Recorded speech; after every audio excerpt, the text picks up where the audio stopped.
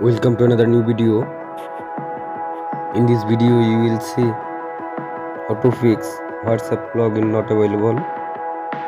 Please complete the process.